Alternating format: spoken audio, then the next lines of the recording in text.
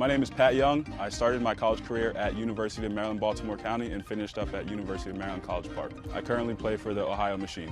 This is the Under Armour Banshee. It's the mid-level lacrosse cleat. What I like about it is it's got a low cleat feel, but with the protection of a mid to high cleat. I'm usually a guy who likes to protect my ankles, but I don't like to lose the mobility and feel like I'm wearing a heavy cleat.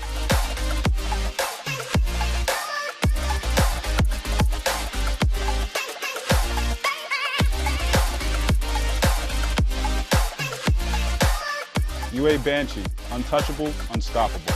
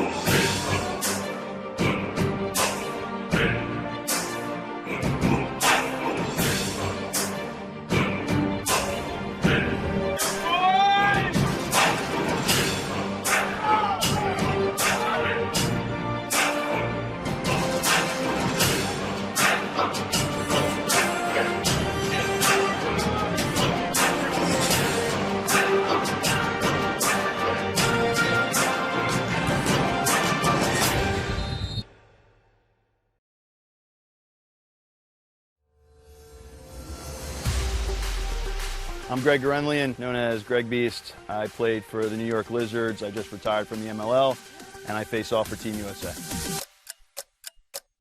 An elite level face-off man looks for a couple different things. The first thing is the pinch points of the head, the flex points, how it wraps around the ball. The second thing you look for is the scoop. Is it rigid enough and can it help you get an extra couple ground balls? The third thing is you want durability. You don't want to have to go buy a new head every few games, so this head basically encompasses all three of those. The Face-Off Academy put Command X's heads and their prototypes through the grinder. They lasted throughout the entire grind. They flexed exactly how we wanted them to. So not only were they pliable, not only were they durable, but they were also used in a lot of different facets. So it came out with a pretty good rating. The UA Command X. Dive under, take over.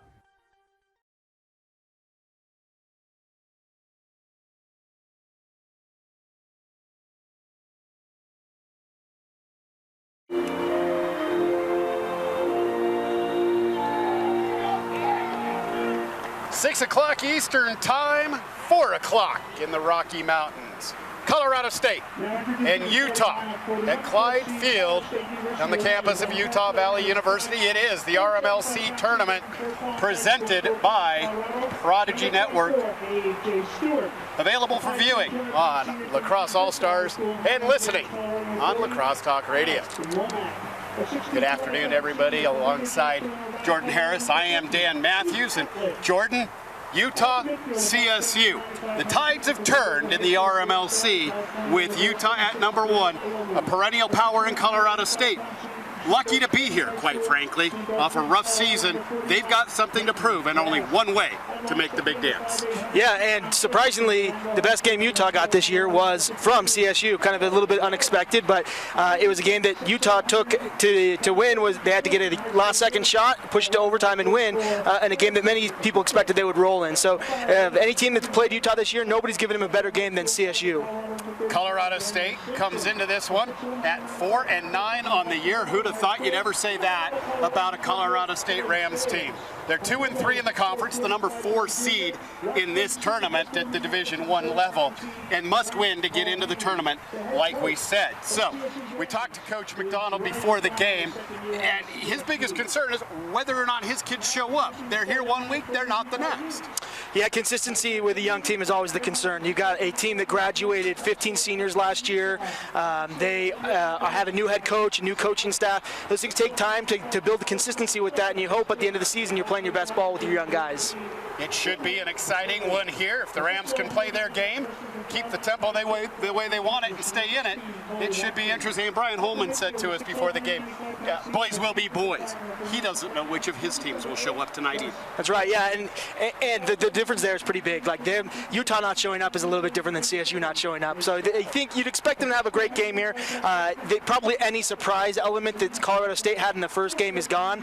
They know what to expect out of the Rams, and they're going to come out probably trying to prove a point that the game in Colorado was probably a little bit closer than Utah wants, and I'd expect you to see them come out kind of guns a-blazing here. Officiating crew led by referee Dave Malmquist and Dennis Wanzer coming out of the state of Colorado.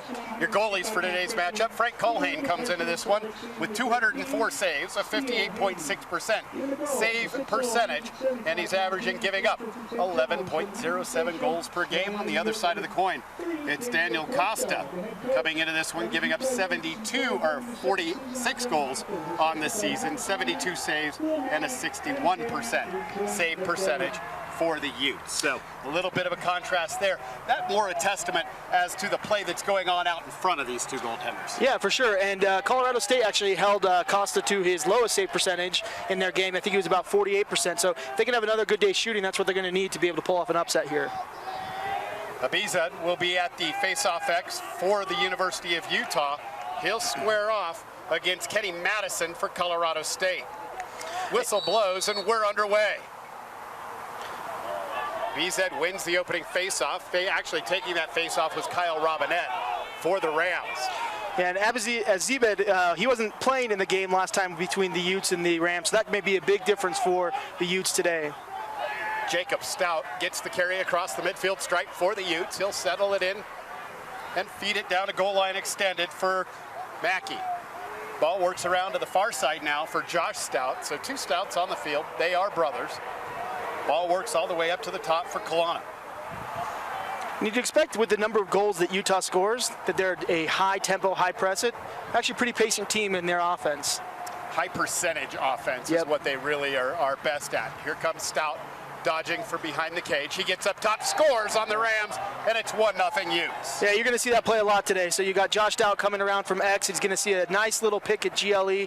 He comes off that pick, and that's his strength, is shooting on the run, coming up from behind to GLE. That's their bread and butter. This has got to be one that tugs on the heartstrings for you. You played at BYU. You grew up in Colorado. That's right. You know, it's fun to see a lot of these boys. Josh Stout, I coached him when he was in 5th grade. So it's fun to see these guys out here that are making a dent, and they're going to be making even an impact at the Division I level. So, yeah, a little bit torn here, but a lot of great kids on the field. We talk about great coaching. You one of the quality coaches in the state. You've got Mason Goodhand, who is the godfather of lacrosse here in the state of Utah.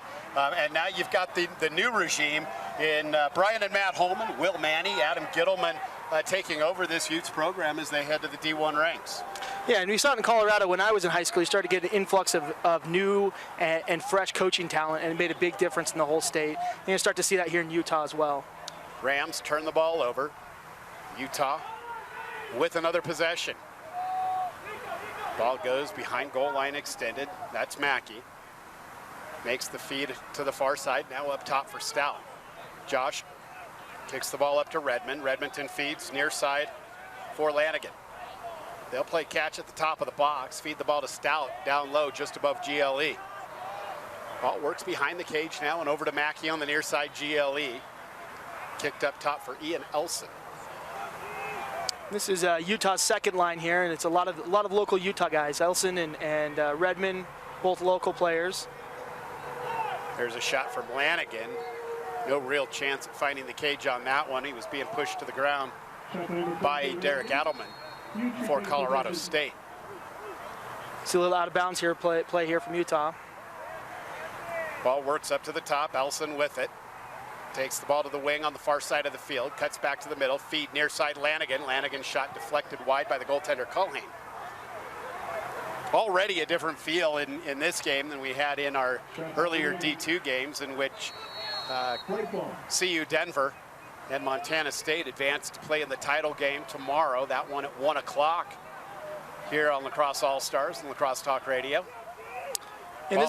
Sorry, go ahead. I was going to say, this is the time of year where having this depth makes a big difference. So Utah's able to run two lines right here out of the gates. make a big difference. Mackey up top tries to swim underneath, can't. Feeds the ball up top. Stout scores right at point-blank range, 2-0 Utes. Yeah, and Stout is a player. He has almost double the most points in the team. So he's got 63 points. Next closest player has 30. And in Colorado, they held him to 3 points total. So limiting Stout is obviously key to having a chance to beat Utah. And he's off to a good start here with 2 goals. Yeah, great feed from behind the cage from Mackey. Stout sitting right on the doorstep, lowers the shoulder and puts one home. We're going to head back to the face-off X. Now it's going to be Madison for Colorado State. Abized for Utah. 2.5 minutes gone by here in Orem, Utah.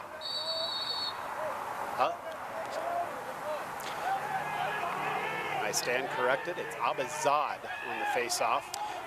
And that's 2 face-off wins for Colorado State, and that was one of the things that was mentioned before the game when we were talking to the coaches. Face-off's going to make a big difference in the game, and so even with Abizad, they've been able to win 2 of the first 3 face-offs, so good sign for Colorado State. Yeah, Womack with the ball for the Rams on the far side, has it taken away by Aiden Christian. Christian feeds the ball all the way across the field. That one's going to get away from its intended target nearby. That was Ryland Lemons out of Windsor High School in Windsor, Colorado. Colorado State will maintain possession.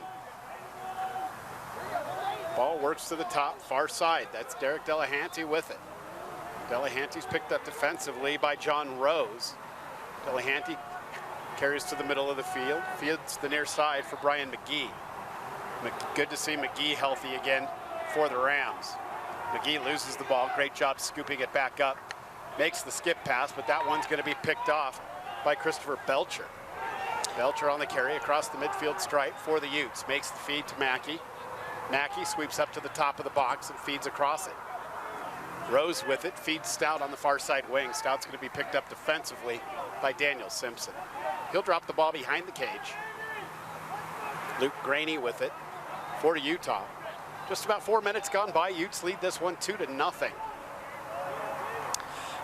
You've gotten a taste of what makes Utah hard to play against. That high-pressure defense forces teams to make decisions, with somebody in their face, and so far that has led to several turnovers for Colorado State. They haven't really even gotten a shot off yet, despite having the ball 3 times. Kalana works the ball up top. Kavanaugh Fernandez dodges downhill. Feeds the ball back to Kalana. Kalana's going to look to go far side for Jacob Stout. He'll carry down to GLE, feed the ball behind the cage to his brother. Josh comes up a bit, goal line extended, feeds Kalana across the top of the box to Kavanaugh Fernandez. He rolls inside, drops the pass down low. Great off-ball movement by the Utes offense. Approaching the 5-minute mark of the first quarter. Utah 2, Colorado State 0. Utah's getting into their invert set here. Looks like CSU is going to match it with a little bit of a zone look. Graney. Nice slide. Has to roll back. Great slide there. Defensively by McKittrick. Ball works behind the cage to X. Jacob Stout with it. Jake Strong in his left hand. Comes above GLE, fires the shot, near side pipe, but rattles off the cage, out of bounds on the near sideline. That's one that Jake's going to score a lot of goals on if you let him have it. Coming up the left-hand side on GLE and letting it go. That's one of his strengths. Jake comes off, gives the ball to his brother Josh. Josh is going to feed it on for Lanigan. Lanigan will carry outside the box down the near side. Behind the cage to X. Here's the invert look again. Ebertowski in tow. Lanigan feeds up top to Kavanaugh Fernandez across the top of the box now. Kalana dodges downhill. Nice defense there by Von Compernol. Feed goes across, Kavanaugh Fernandez to Stout. He's got 3 a hat trick already in the game for Stout. He gets the natural hat trick. It's a risky move to slide from their best player early. You leave Josh Stout early on the slide, he's going to make you pay, and that's what happened there. So Josh starts off the game with 3 straight goals, and kind of the opposite formula that CSU had in Colorado of really limiting Stout. He's let him go off here to start.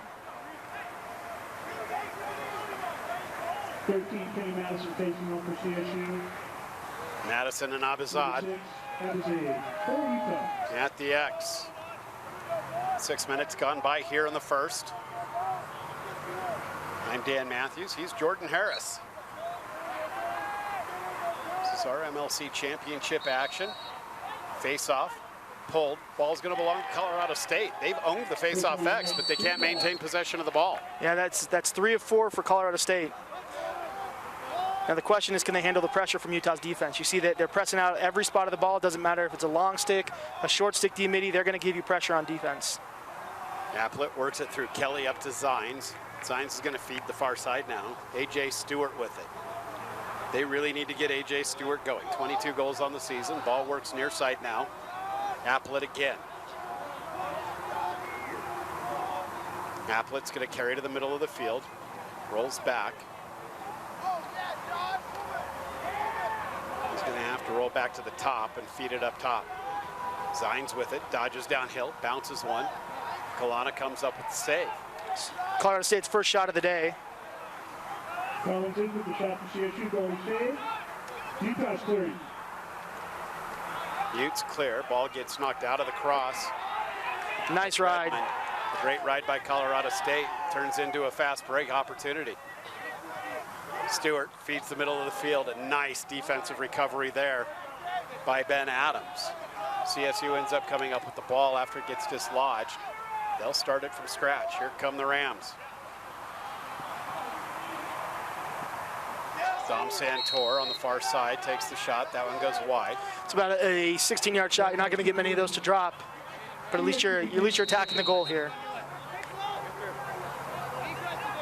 Ball works backside now. Alec Womack feeds it up top for Santor, across the top for Zines. Zines picked up by Stout.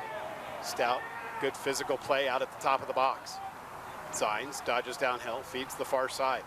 You've got to love that if you're Utah. Your best attackman out there playing some great short stick defense, making it tough on Colorado State. You love to see that. Turnover on the Rams. Utah will be clearing. Kelly threw it away. The pass was intended behind the cage for Pete Applet. Colorado State back in their 3-3 ride. They're going to be content to slough back in and play a little bit of defense. A little over halfway done with the first quarter of play. It's 3-0. Utah leading Colorado State. It's the Division I semifinal of the RMLC championships.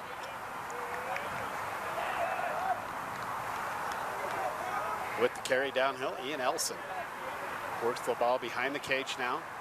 Olivas has it. Olivas, a freshman out of Stockton, California. Ball works all the way up to the top. August Kalana works it back into the middle of the field. Through Sarton to the far side for Elson. Back over to Sarton. He'll kick it behind the cage now for Graney. Second line, attack and midfield right now for Utah. Yeah, you see them being able to get Josh Stout a rest.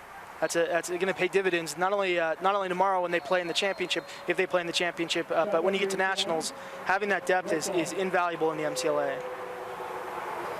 That MCLA national tournament will be just up the road in Salt Lake City. Kalana tries to bounce one inside the far side pipe. That goes wide. 3 minutes, or 3-0, Utah with the lead. 5:51 left to play, first quarter. Is that Pickett X?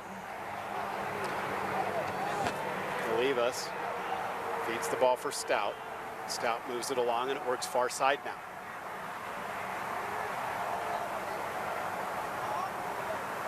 Utah's going to work it through Olivas again. Got a little bit of Olivas has his defenseman kind of hung up in front of the cage right this second. Seen a few teams play this against Utah this year and get scored on trying to overcommit to one side. So we'll see if CSU can be patient, see if the refs will put a stall on if they let them sit back there for too long. You just got to be patient and wait it out here. A lot of patience by Olivas behind the cage. Here comes Olivas, dodges above GLE, carries to the far side wing. Head fake, gets inside, takes the shot and scores.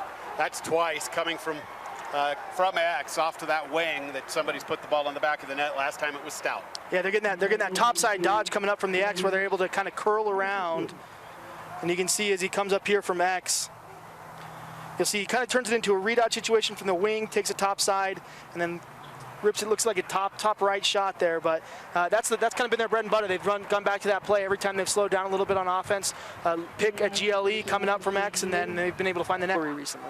Timeout Rams. These are the RMLC championships presented by Prodigy Networks, available on Lacrosse All-Stars and Lacrosse Talk Radio.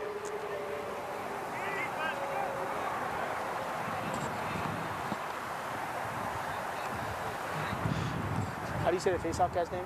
Tribal West is the first name in lacrosse out west. For more than 15 years, Tribal West has been gearing up beginners to ballers. Our online store is super easy, and we save you time and money. And team stores, let us do your work. Our deals for both men's and women's MCLA teams are flat out lax-tastic. We just made that up. Sublimated unis, made in the USA, and delivered on time. Tribal West, proud to be family-owned and player-operated. Tribal West, look good, play better.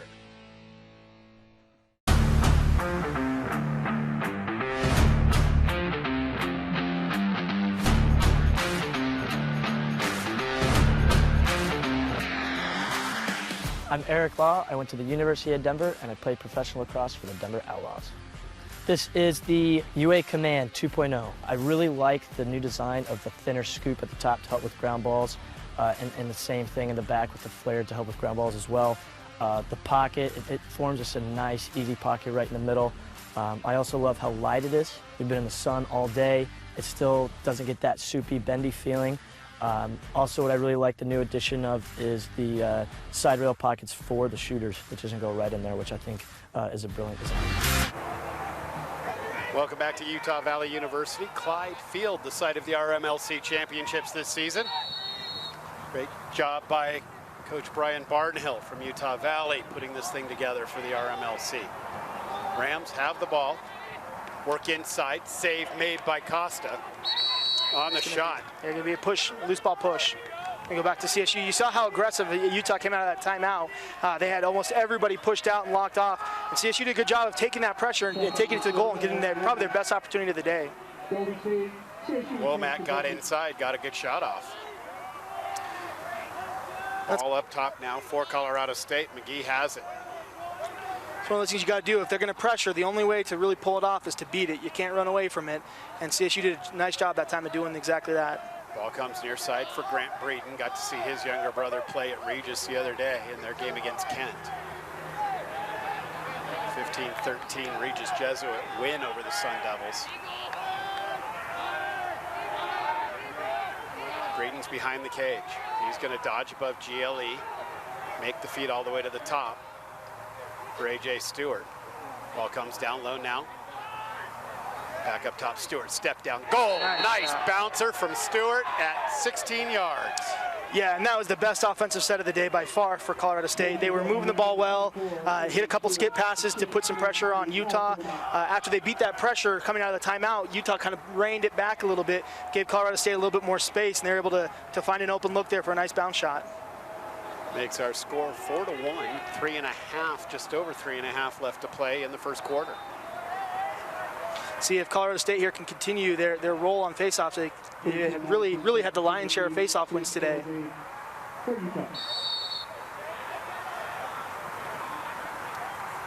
Ball gets pulled out. It's going to belong to Utah. Great job on the draw by Abizad. Farnsworth doing yeoman's work on the wings. Feeds the ball across the top for Ganellan. Ganellan takes the shot, an easy save for Culhane. Not a good shot. Especially when you have so much talent on offense, you want to take care of those possessions to make sure you're getting your best looks, because there's so much talent on that Utah offense. You don't want to settle. Colorado State with the carry. Adelman works it down into the box, feeds Stewart. Stewart's going to work it all the way back up to the top. It'll find the cross of Josh Kelly. Kelly from Cherokee Trail High School in Aurora, Colorado, kicks the ball all the way up top for Dom Santor. Santor feeds Zines, subbing through the box. Zines is going to be picked up immediately by Lanigan. Zines cuts across the top, has time Ruman, takes the shot, but Costa makes the save. Tried that same bounce shot, this time Costa was all over it. You can see, interestingly, Utah on defense is funneling the Colorado State Dodgers to the inside, so they're giving up that shot to take away the alleys, and Colorado State seems content to take it as well. Ball works down low, Olivas. He's got the last Utah goal. Feeds it to Stout, scorer of the other three. Ball comes up top now, Kalana. He'll hang on to it. Jacob Stout subbing through the box. As a break, feeds Kalana, drew the slide. Kalana's shot goes wide. And that's what Kalana normally is going to get. He's a big right-handed step-down shooter. You don't want to give him that too often. He's going to get it more often than not.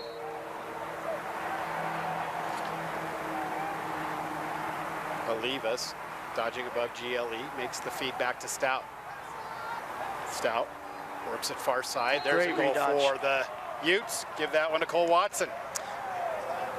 Yeah, and that one is going to start on that first dodge coming up from GLE. They drew so much attention to that first dodge. By the time the ball got to the backside, it was wide open for a dodge that had no slide coming. You'll see it here on the replay. He makes one move, and there's no help coming from anybody else. Puts it high again, and is able to get another one on the board.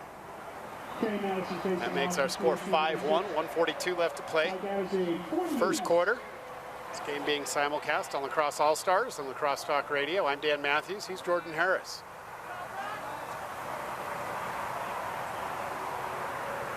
You know, watching the body language a little bit on the Colorado State bench, one of the things that was mentioned before the game was that they have a little bit of a psyche issue, that they need to make sure they feel like they're in the game. And they felt like against Utah, they had that belief that built up in the first quarter, and it kind of carried them through the whole game, whereas in Colorado game, they went down early, and it kind of fell apart for them. So you're watching the body language a little bit here on the Colorado State side to get an idea of where they're at mentally right now. Stewart with it, feeds the ball up top for Delahanty. Delahanty's marked up defensively by Belcher. Worked all the way up to the top for Breeden, back to McGee. McGee has it top side. He's going to make the feed to Breeden. Breeden's going to look to take Redmond downhill, fires the shot. I think his angle ran out just barely. College State's working out of a 2-3-1 here, getting a lot of space wide to make it harder to pressure on the outside. Stewart restarts for Colorado State from the corner. Feed comes to the middle of the field. Trying to tap it in was McGee. That should be a flag. Have a push from behind with possession. That's going to cost Colorado State 30 seconds in the sin bin. Coming off the field is going to be Delahanty. Yeah, and this is a good man-up unit. They got a lot of diversity in it. You've seen it throughout the year. You've seen a few hidden ball tricks, a few just standard 3-3s, but they move the ball well. They skip it well. This is a team that you do not want to be man down against often because they're good. They usually make these opportunities count. 42 seconds left to play in the period. Utah will spend a maximum of 30 seconds of it. Man up. Starting out of a 1-4. Mackey behind the cage, makes the feed far side. Up top now for Kalana. Kalana's going to skip it over to Stout. They'll work it all the way around, trying to break somebody free. Josh Stout feeds Kalana. Ball comes up top. Stout's play catch with it on the far side. Josh steps down, takes the shot. It goes wide of the cage. That'll do it. The penalty's released. Rams are back to full strength. White retains possession. Nice job by the Rams and the man down there handling that first little motion, the first play, and after that, Utah didn't get any great looks on it. Kalana got the shot off, but it was nowhere near the cage, and at the end, a 1. It's 5-1 Utes. These are the RMLC championships presented by Prodigy Network. You can catch this on Lacrosse All-Stars as well as Lacrosse Talk Radio. We'll be back right after this.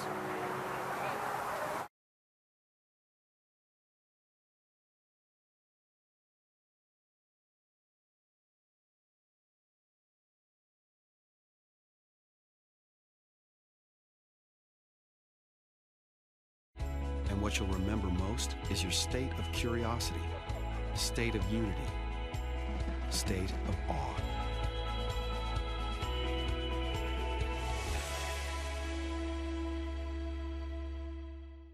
You want a college experience? Something that moves you here, moves you here. Step 1. Imagine. Step 2. do. This is the best classroom anyone could ask for. We just have fun out there, and it's a blast. The U is the place to become passionate about the outdoors and the environment. Imagine you. Here. Here. Here. It's a place we call Imagine you. Imagine you. Imagine. Then do. the University of Utah. Welcome back to Clyde Field, everybody. We're on the campus of Utah Valley University. I'm Dan Matthews. He's Jordan Harris, and these are the RMLC Championships. Jordan, an event you're rather familiar with. That's right. Yeah, I've been here over 10 times, and every time it gets harder. It seems there's better teams that are showing up here, and we're seeing that on display today. Colorado State, the real mystery of Colorado State, they've gone through a whole lot of change in the last 3 years when Alex Smith left, and now Alex is at St. Michael's in Vermont and doing a nice job with that squad. But when you lose a legend like Alex Smith was to that Colorado State program, you're going to go through some growing pains. And they brought in Ted Fifield, who did a nice job, largely with Alex Smith recruits, that started to fall off, and there was some rifting going on between players and coaches. And as you know, you're familiar with the MCLA, the players run the show for the most part, and they decided that they wanted to make a change. So now they've got Ryan McDonald, an alum of Colorado State, coaching this squad now. How long is it going to take for Ryan to bring this program back to its prominence? Yeah, well, culture change is always hard in the MCLA because you're dealing with, players who are your seniors who have been through 3 different coaches, 3 different attempts at setting the culture, and so it's really hard to come in as a new coach and say, okay, I'm going to set the culture here, and this is how we're going to be as a team. That's going to take some time, but if you're Coach McDonald, you got to be happy with some of the highs that you've had this year, and now the issue going into next year, say, okay, how do we consistently play at that same level that we played at in that Utah game or the Grand Canyon game where they had that upset? They've had a lot of flashes of great things happening this year. Now you just need to build consistency, which is not going to come without consistency in the coaching staff. If I remember right, the transition at BYU was a little bit more seamless. If I remember, I went just straight from Jason Lamb to Matt Schneck.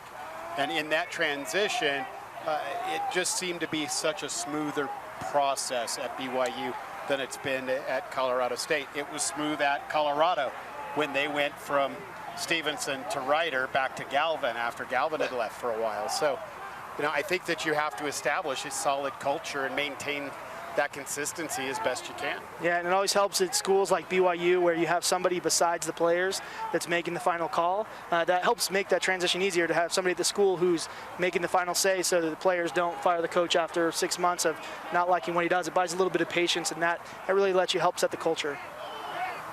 We've seen 2 coaching changes in the MCLA midseason already this year. Yep, Florida State and Arizona State, 2 teams that are, Florida State's done. They're going to be kind of on the bubble, maybe on the low end of the bubble, and Arizona State's going to play Chapman tonight for their life. If they don't win tonight, there probably won't be at Nationals for the first time in a long time. A win over Chapman would almost certainly assure Arizona State a spot, whether they win that SLC title or not. No question. They've had an all right season. Tough when you lose 6 one-goal games. Yeah, that's tough. Kavanaugh Fernandez tries to get it inside. Ball comes loose. Stout picks it up. He feeds the top for Kalana, who can't come down with it. Jacob Stout makes a great play at midfield to hang on to the ball, keep it in the offensive zone for the Utes. He'll feed Kavanaugh Fernandez, who's going to carry it down to goal line extended. He's going to be trailed defensively by Derek Adelman. And just look at the numbers that Utah's running. It's just such a deep squad this year. Kavanaugh Fernandez tries to swim over the top of his man. Ball comes loose. It's going to be scooped up by the Rams. We're heading the other direction. Just about 2 minutes gone by here in the second quarter. It's 5-1 Utah over Colorado State.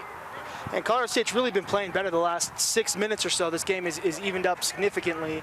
It started off 3-0 within just a few minutes, and CSU's kind of been able to weather that storm, but you're still down 5-1, so you're going to need to get some production on offense here.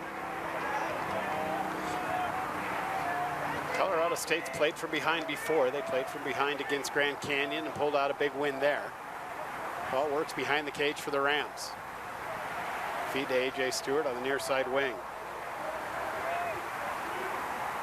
Stewart takes Lemons up to the top of the box, makes the feed far side. Zines dodges downhill, kicks it back up to Stewart. Stewart sweeps down the far side wing, loses the ball. Nice trail check. It's going to be picked up by the Utes. We're heading the other way. Neeleman scoops it up for Utah. And Neeleman likes to transition. He's dangerous. He likes to score. He's going to head all the way to the cage, makes a nice feed down to the wing, kicks the ball up top. Step down, shot, save. John Rose rushed that one a little bit. Rose out of Greater Atlanta Christian. Here come the Rams the other direction. Santor gets the touch for CSU. He'll feed the ball behind the cage to Henson. Henson's going to feed far side now for Applet. Applet played at Wheat Ridge High School. Probably one of the warmer games either of these teams have had this year. We're pushing 80s here, and you can see it's a warm day for a lot of the players. Beautiful day. Shot goes wide from the top. It's a nice look for Delahanty.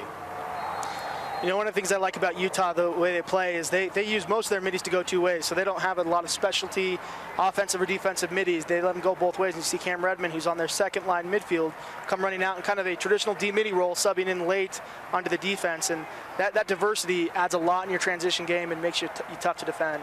Delahanty downhill, able to just barely get the hands free. The shot goes wide over the top left corner. Delahanty with the shot for CSU.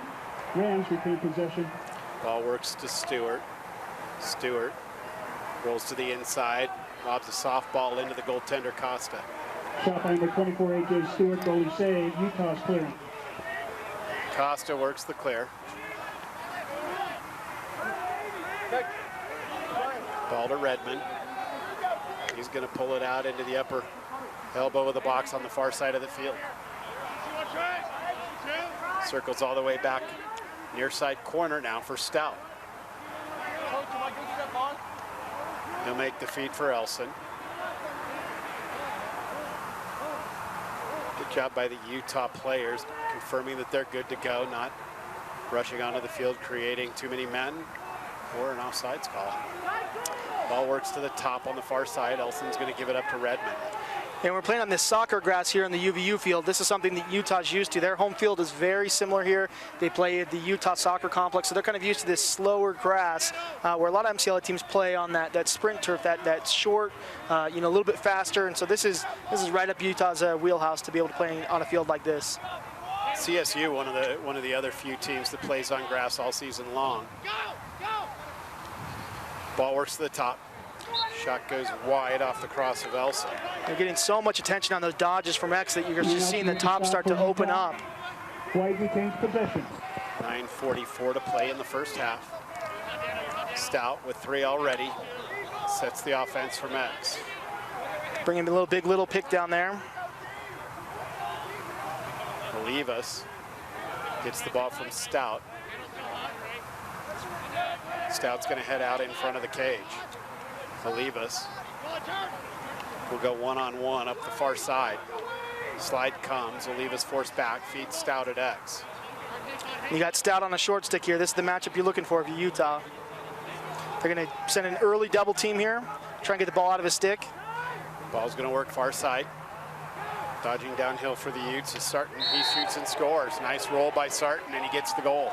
And you see again, there's no slide help there for Colorado State because they put so much attention down there to take care of Stout and that short stick, that mismatch behind. You give him so much attention. By the time that ball swings up top, he's dodging, and there's no slide anywhere to be found.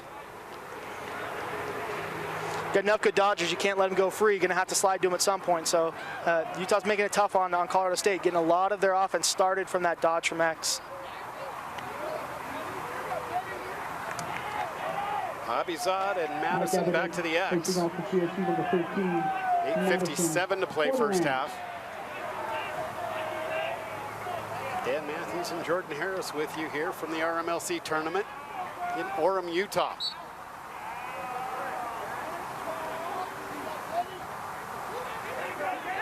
Fairly picturesque view from our perch up here. And you got Squaw Peak over there in the background. Beautiful Wasatch scenery here. Procedure on CSU, Utah ball. Utes will start with possession after the procedure on the faceoff. Nutter has it for Utah. He's going to feed Stout, hustle off the field. Kevin Fernandez waiting to come on. Does. Gets the ball immediately. He'll play catch with Jacob Stout at the top of the box. Kevin Fernandez is going to pull out. Head down the near side wing. Rolls back, feeds the inside. That pass is going to get away from its intended target. Goes out of bounds.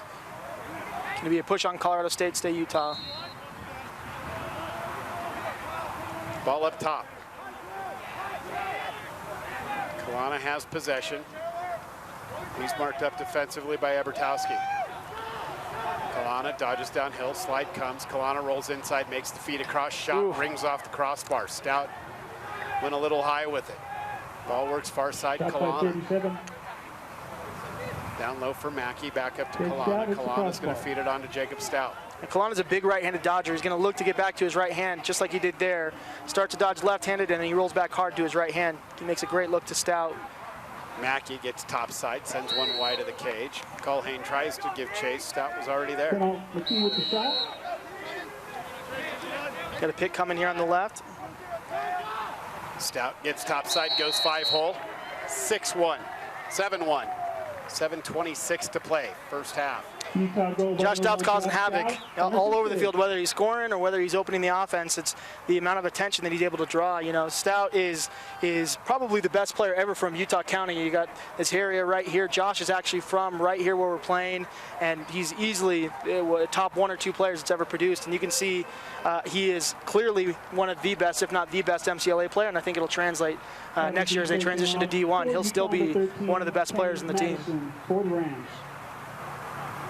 How will it translate on a national level for him, though? The competition's going to get much different next year.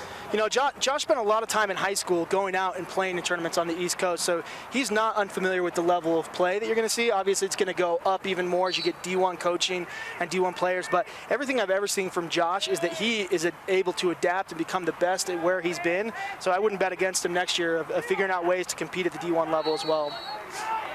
Ball goes out of bounds off of Utah. It's going to be Colorado State ball.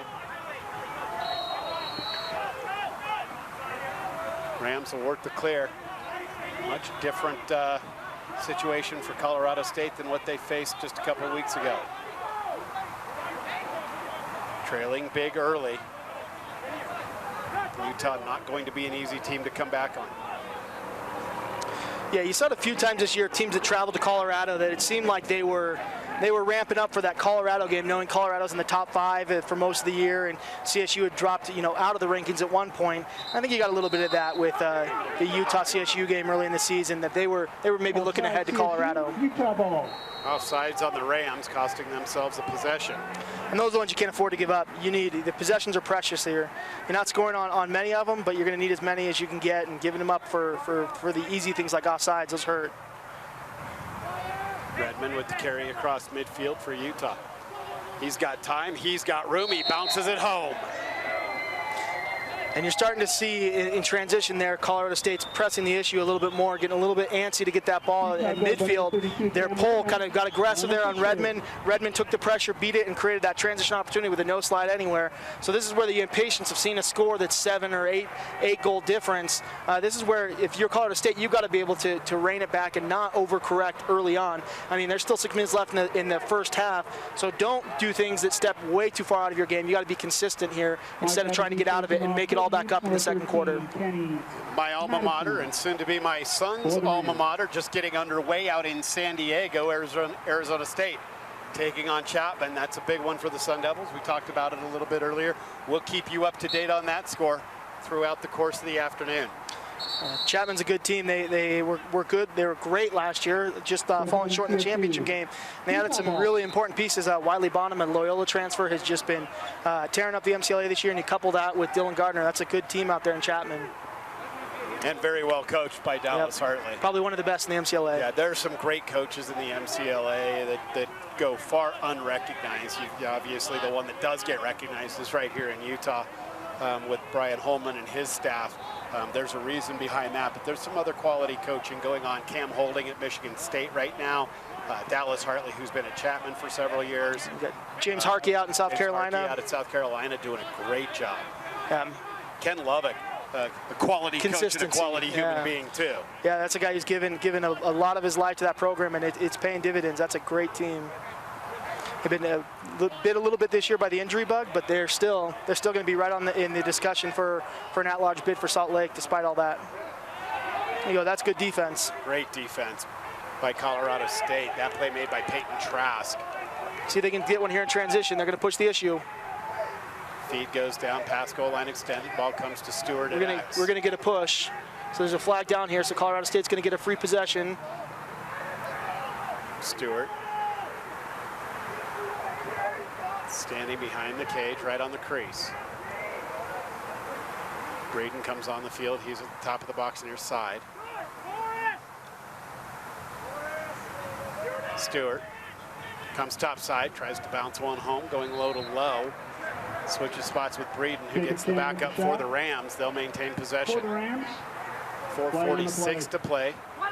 First half, it's 8-1 Utah with the lead over Colorado State. Looks like that call was interference, so it's going to be a 30-second penalty. This is going to be the Rams' first time.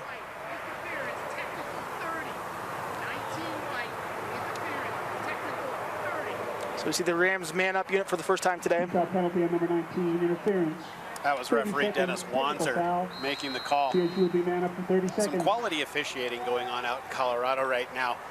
Dennis Wanzer actually will jump on a plane after this game's over and go back and officiate Denver and Marquette tomorrow. So one of the more trusted officials. This ball goes out of bounds. Colorado State turns it over. It's Utes ball. Yeah, that one hurts. You work hard, you get the possession, you get a man up for the first time, and throw it away before you get a shot. Those are the ones that hurt the psyche. I'm going to go with the short stick clear here. Just let him have it.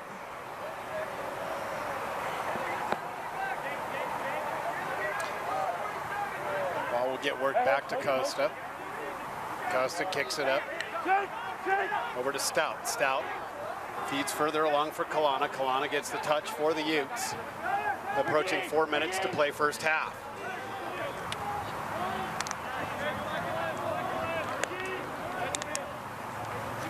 Ball works behind the cage now. Olivas. Freshman attack out of St. Mary's High School in Stockton, California. He's made a lot happen for the Utes. This is a kid that will be playing at the next level for the UU. Yeah, an interesting dynamic on this team is that if you look at the reality of it, there's a big portion of this Utah team that won't be playing for Utah next year, or they'll be playing in a league that's not the same as this year. And interesting dynamic. It'd be tough to coach. It really is. When we talked to Coach about it before the game, and Jacob Stout put that one home for the Utes. When we talked to Coach about it before the game, they've tried really hard to not even think about it, not talk about it, let these kids go out and play lacrosse. Yeah. But you have to wonder if in the back of each kid's mind, if he's wondering if he's going to be one of the 10, 15, 20 casualties on this team next year with a whole new recruiting class coming in that's been recruited to play Division I lacrosse. We saw this transition take place a little bit at Michigan just a few years back with John Paul, and you saw a handful of players that were kept and hung around, but John Paul was recruiting to build toward a Division I team. Yeah, and if you're a Utah player and you pull up recruiting rundown and you see 37 recruits on this Ty Xander's recruiting rundown site, you can kind of see the numbers and do the math pretty quick. That it's going to be tough. And I think if you listen to the Utah coaches, they're going to give everybody an equal shot. So you can earn your spot, but reality is not everybody here is going to be on the Utah team next year. Utes with the ball. Finelli has it up top. He's going to dodge far side. He's going to get turned back. Nice job there by Kyle Robinette. Kyle Robinette, the son of the RMLC president, John, who is the head coach at Durango High School in Durango, Colorado. He had to stay home and coach his younger son in the Durango Demons. Yeah, you know, Robinette used to come out to the BYU lacrosse camps when they were younger. Right. So, yeah, we've seen him out this way before. Was one of the state's leading scorers last year. Interesting transition to see him carrying a pole. There's a shot, save made by Culhane. Rebound comes out up top. Shot goes wide by Mackey. Just watching the body language of some of the Colorado State players, they're starting to look a little bit more tired. The approaches are a little bit slower. They're getting in and out a little bit slower. And that's just going to keep opening up shots for Utah, who's running a ton of bodies today. You've seen a ton of fresh faces out there on offense, and that's going to continue to compound here as we get throughout the rest of the day. Ball works behind the cage, near side Goodyear. Grayson Goodyear out of Valor Christian High School. So the Utes running their third line of middies in attack right now. And not only does that matter for the game today, but you're talking about playing 2 games in 2 days. They'll pay dividends tomorrow as well. Ball stays white. Bounce shot goes wide. This time it was Mackey dodging from X. Goodyear's going to scoop it up. Reignite this offense for the Utes. It's fun to be able to say that I've watched so many of these kids play at the high school level in Colorado and to see what they're doing now. And Grayson Goodyear was one of those recruits that was recruited to Utah for that Division I purpose. And he's not quite breaking into the starting lineup because of some of the other players that came before him and have been recruited since him. We've got a timeout. Utah, 1:28 left to play. First half. We'll be back right after this.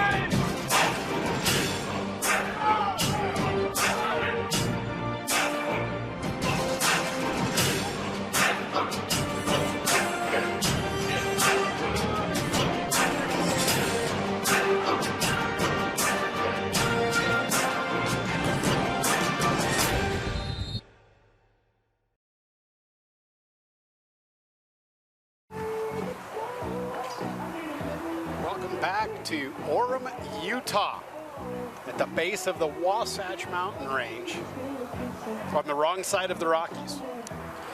I guess that's opinion, right? It is, but you're from the right side of the Rockies. That's right. I've lived on both. So. It is definitely a matter of opinion. We asked this question earlier.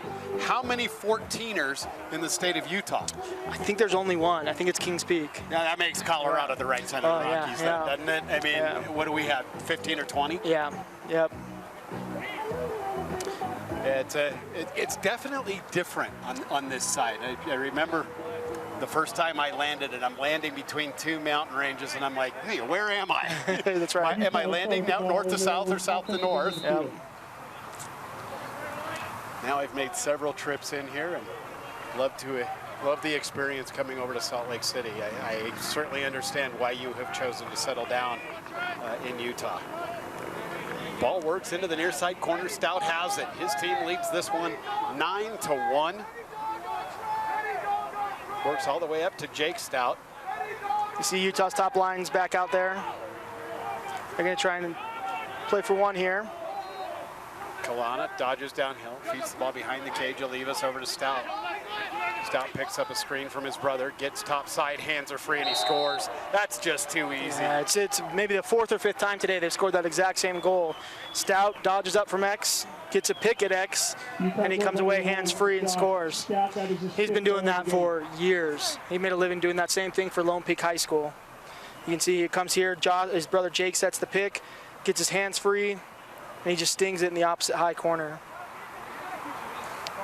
Don't want to make the call too early or seem overly zealous, but right now it would appear that the Colorado State season will come in to a conclusion in a little over 30 minutes. Yeah, and this is, as a coach, this is where you really make your money, is how do you get these guys to then buy into what do we do next year? You know, thank you, make sure you say thanks to the seniors and for everything they've done to build, but get some buy-in from everybody else that's going to be coming back. You want to make sure that this doesn't break the spirit and the resolve of the team, of the younger guys that are going to be coming back next year.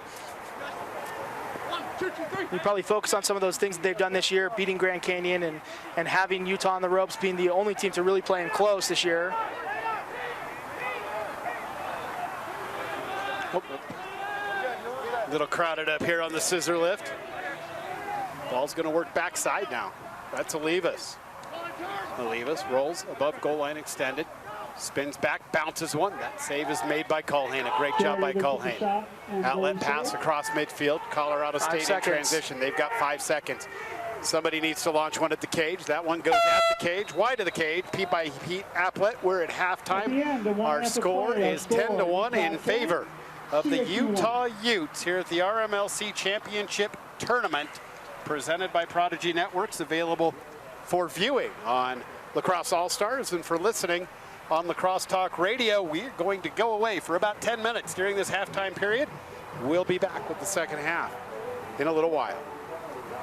Tribal West is the first name in lacrosse out west. For more than 15 years, Tribal West has been gearing up beginners to ballers. Our online store is super easy, and we save you time and money. And team stores let us do your work.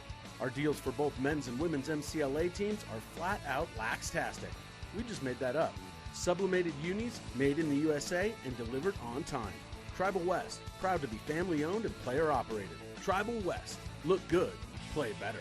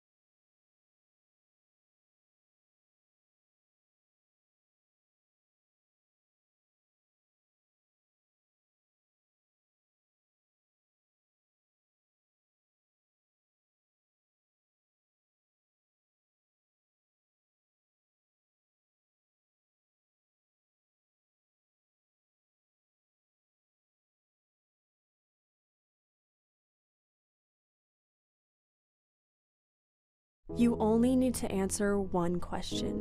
Will you accept the challenge to become? No matter where you are in life, no matter your interests, From award-winning business and STEM to performing arts programs, there's a place for you. A place for you. a place for you at UVU, A place to engage, to rise, to succeed. to become.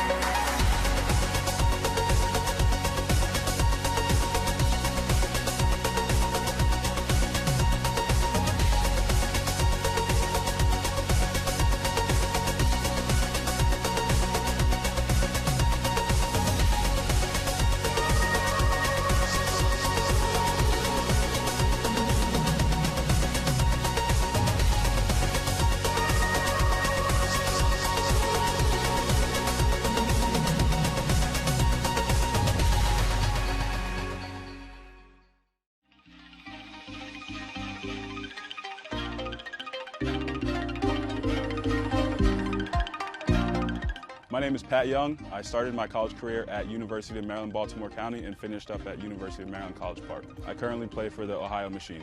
This is the Under Armour Banshee. It's the mid-level lacrosse cleat. What I like about it is it's got a low cleat feel, but with the protection of a mid to high cleat. I'm usually a guy who likes to protect my ankles, but I don't like to lose the mobility and feel like I'm wearing a heavy cleat.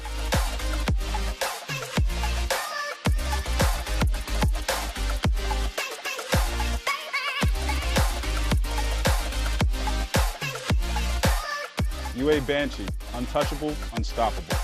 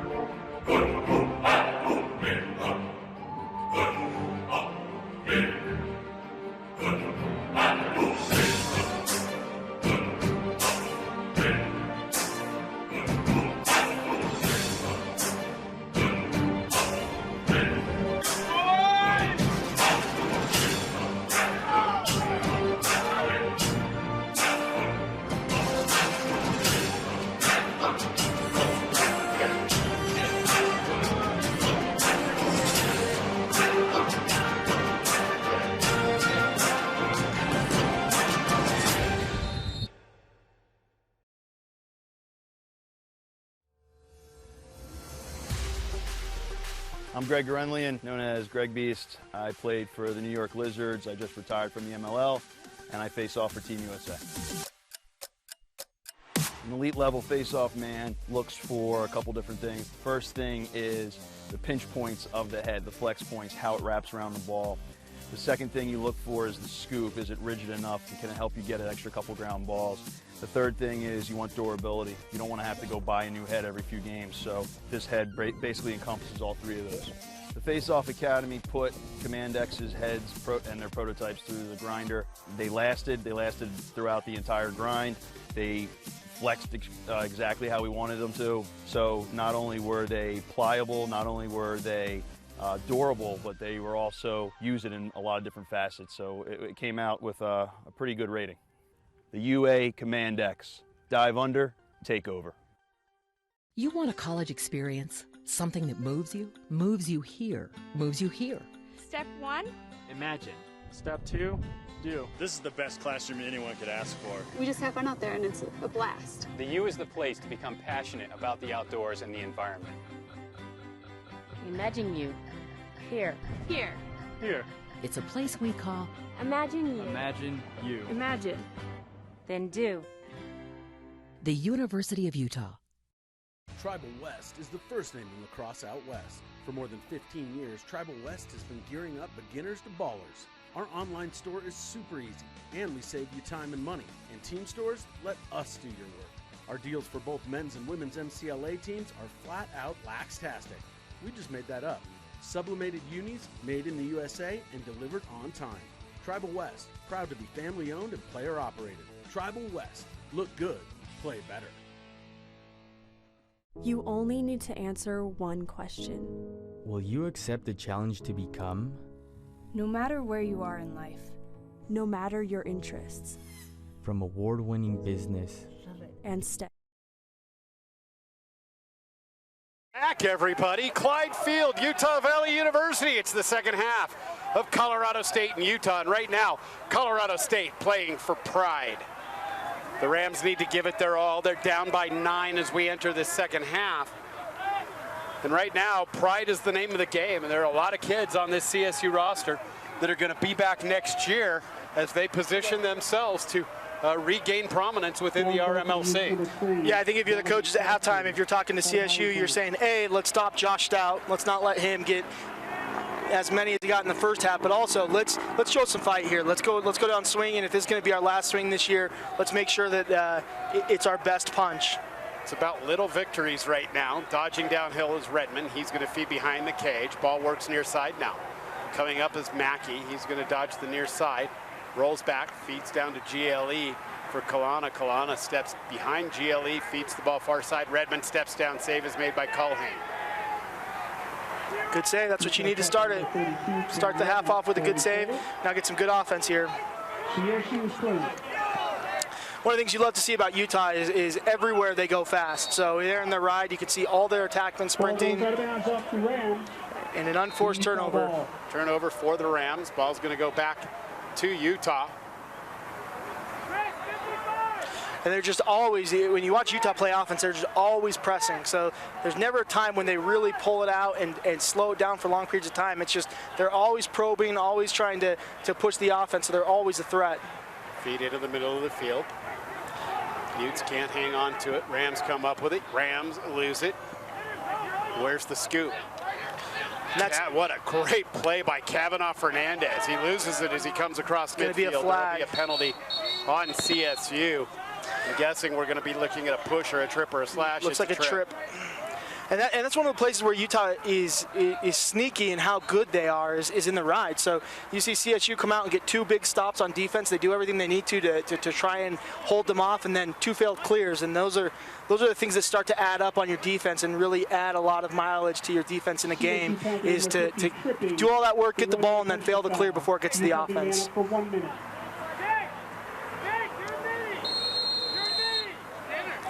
You can see Utah starting out of that same 1-4-1. They'll work it down near side, goal line extended. Now behind the cage for Jake Stout. He's going to feed far side. It'll work to his brother Josh, now up top for Kalana. Watson on the near side wing for Utah. Redmond looks his way, opts to hang on to it. Kind of running a little wheel here. Feeds Mackey. Mackey to Stout on the far side to Kalana. Kalana keeps his head up, makes the feet just above GLE. That one's going to rattle off. Right off the dome. The dome of CSU defender Austin Greaves. Jake Stout gets possession of the ball, gives it back to Mackey. Now he gets it back. Skip pass to Kalana.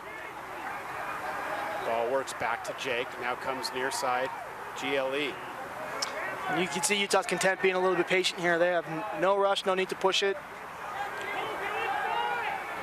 Coming up in just about a half an hour on our Lacrosse Talk Radio main broadcast station, Drexel visits Delaware. Playoff lacrosse as the winner's in to the CAA tournament. Shot goes wide of the cage on the near side off the cross of Henson. Shot by number 6, Matthew Henson. Good job by Colorado State killing the penalty, getting the ground ball after that inside feed and getting it down to their offense for the first time in the second half. Ball works up to the top. Delahanty has it for the Rams. He works the ball to the middle of the field. Ebertowski carries Kalana down. Ball works back up. Van Compernal can't control. He scoops it back up. Yeah, they tried to do a little bit of a game there in the subbing. So the pole, fake like a sub, stayed on. They tried to take advantage of the numbers, but couldn't get it there. Applett with it for the Rams. Kicks it up top now for Ebertowski. Ebertowski, the defensive midfielder, will come off the field in favor of Breeden. Breeden's going to get the feed from McGee. Very different styles of offense. You see Utah's attacking almost exclusively from X today. Breeden to Stewart. Ball gets kicked aside by Costa.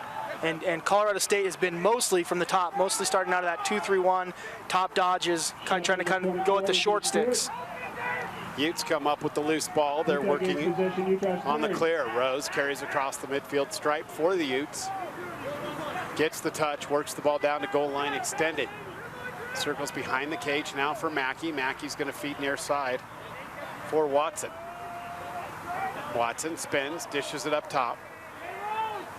Lanigan has it, feeds the middle of the field. Carrying across the top is Sarton. Utes working the final stages of their substitution package. Elson gets the feed. He'll carry down the near side, feeds the ball behind the cage for Mackey. Utah again diving down a little bit further in the depth chart, getting some fresh faces out there on attack. Ball goes through Olivas up to the top. Dodging far side is Sarton. He'll make the feed behind the cage. Mackey up top. Elson bounces one home. 11-1 Utes.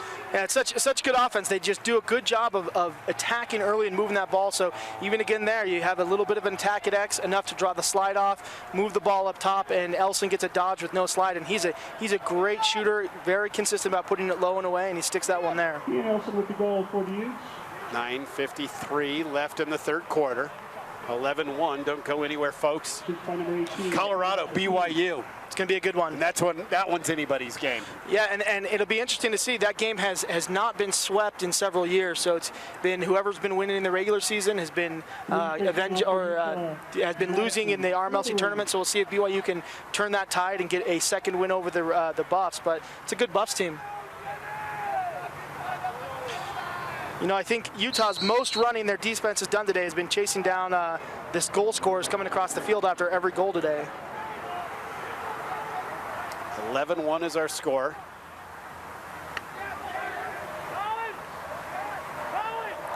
Ball works down low. You see a mark of a little bit of a younger team being a little impatient, going with an underhand scoop throw instead of running to space, taking care of that ball a little bit more. And now Utah's going to be on offense after CSU had the ball in their stick there. Goodyear with possession on the far side for the Utes. He spins, feeds goal line extended for Graney. Graney's going to work it back to Olivas. Olivas comes up top with it to Kavanaugh Fernandez, who's going to make the feed for Lanigan coming across the midfield stripe.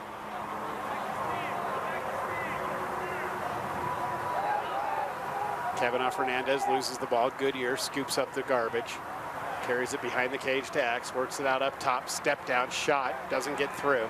He's a little far out there. Yeah, that's a shot that Coach Holman's not going to be real happy with.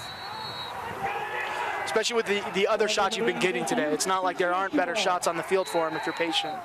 Coach Holman, in the ear of assistant coach Will Manny, opts to walk down to the other side of the field. Not real happy with that possession. And that's how you build an elite program, right? You're not okay with those no matter what the score is. You're striving for consistency no matter what the other team does. Rams throw the ball away. Olivas scoops it up. Utes have numbers. Olivas into the middle, takes the shot. It goes wide. Culhane's going to get the backup. You've seen a couple of plays here from the younger guys maybe you're not as in love with, but they're out here getting experience, and that's going to continue to pay dividends for them throughout the rest of the year. Tomorrow or in the national tournament in one of those first 2-round games, it's good to get these guys experience out on a bigger stage in a game that has a ton of significance. Speaking of the national tournament, don't miss College Lax Weekly on Sunday on Lacrosse Talk Radio. We're going to run a 3-hour show from 8 to 11 Eastern Time in the evening. That will coincide with the release of the MCLA D1 and D2 brackets. So we'll get we get those brackets first. We're going to be the ones to reveal them. Just not sure if we'll reveal them as quickly as they can post them on the MCLA website. My partner here, Jordan Harris, is going to join us for that show. We'll also talk to hopefully a gluttony of D1, D2, D3 coaches, plus a couple of coaches at each level of the MCLA. So a busy, productive show on Sunday evening on Lacrosse Talk Radio. Don't miss it. Shot goes wide. Lacrosse Talk Radio is your official home your official voice of the MCLA. And for the Utes, you've noticed Aaron Felstead hasn't been playing for them today. He's one of their leaders. He's their captain. Sounds like he may have a concussion today, so he hasn't been out there for the Utes, but they seem to have been able to manage without him today. Yeah, they've done all right. Rams skip pass to the top. Ball comes near side for Kelly. He's going to sweep across the top of the box. We've got a moving pick on the Rams. Ball's going to go over to Utah. Turnover on the Rams. Utah's scoring. 8 minutes gone by here in the third period. It's 11-1. The University of Utah with the lead. Yeah, you can see Utah on defense, again, they're funneling the Dodger inside, something CSU's probably not used to seeing. They kind of ended up with an awkward pick that turned into a moving pick. That's what Utah does well, is they make you uncomfortable on offense, they make you uncomfortable on defense. You've got to do things that you're not used to doing. Straight downhill, Stout takes the shot. The save is made by Culhane. Rams come out with it. Feed comes up to midfield. Heading down the middle of the field right now. Look at that hustle from Kelowna. He was last guy back, and he made it back to stop the break. Santor, the ball works to Stewart. Stewart comes down the near side to goal line extended. Feeds it up top for Delahanty. Delahanty carries across the top of the box. Ebertowski's going to come off. McGee will come on.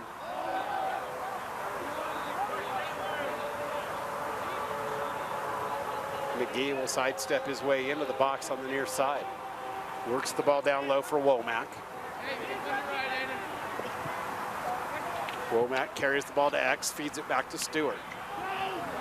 Stewart makes the pass top side. There's a bouncer that goes wide of the cage off the cross of Santor. And CSU's only goal of the day has come on that on a similar bounce shot, getting it maybe a little bit higher. But they're trying to beat Costa with those bouncers. Hasn't had a lot of success today, but so far that's the only way they've scored.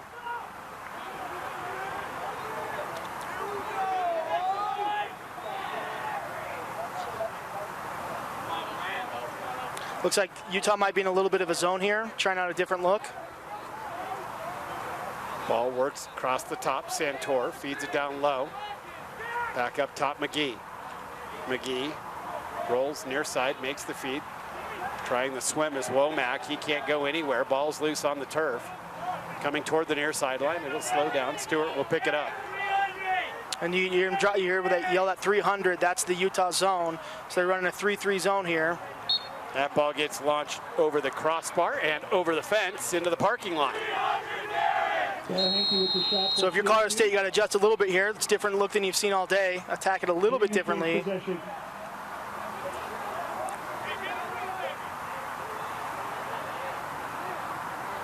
Ball works to the top. Utah's had a couple of those, or Colorado State's had a couple of those this quarter. There's lofters that are just going over the head of their man and causing the unforced turnovers. It's a nice defensive play by Steelhead, and there's going to be a push on Colorado State. It'll be Utah ball. They'll start it at the top. 4.5 to play, third quarter. It's the Utes 11, Colorado State 1. Rams have been able to get nothing going offensively. And honestly, I don't know if it's that Utah's been that good defensively or Colorado State's been that poor at executing. Too many unforced errors, and Utah's doing a good job of making them have to beat them. They're not giving them anything easy, but Colorado State has had a lot of errors that if you're a coach, you feel those are things that you got to clean up on your side. Doesn't matter what the defense is doing. Right.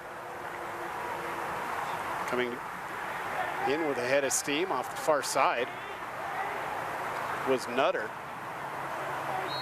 Ball goes wide. Nutter gets the chase. Shot by number 25, Nutter. Nutter will step on. The white ball behind. Resume action for the Utes. 3:45 to play here in the third quarter. One of the things you like to see, the consistency out of the Ute offense. This is the same offense they run with their starters out there. Nothing changes, just the faces. So maybe. There's a bouncer that goes wide of the cage, out of bounds, back up there. Maybe a little bit less production, but the exact same offense. It's just that consistency that's drilled in from their coaching staff. They want to see them play the same way. It doesn't matter who's out there. Graney will recharge the batteries for the Utes.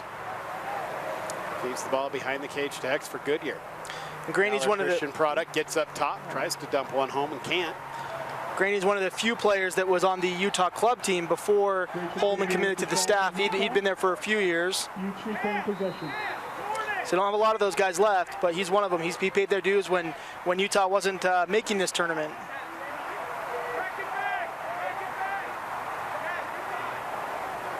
Ball up to the top. Redmond feeds near side for Kavanaugh Fernandez. He'll dodge downhill, feeds the ball to X for Mackey. Mackey comes top side, slide comes, feed comes to Kavanaugh Fernandez, skip past Goodyear, step down goal. You see how long Colorado State stay on those slides. We'll probably see it in the replay here, but they slide out to that dodge from X, and they just stay there. I don't know if they're tired or if they're not sure what to do, but they're not recovering fast enough to be able to get back to those backside shots. So as you watch here, you see two Rams just stay there, and by the time the ball moves to the backside, there's nobody there. 13, Madison facing off for CSU.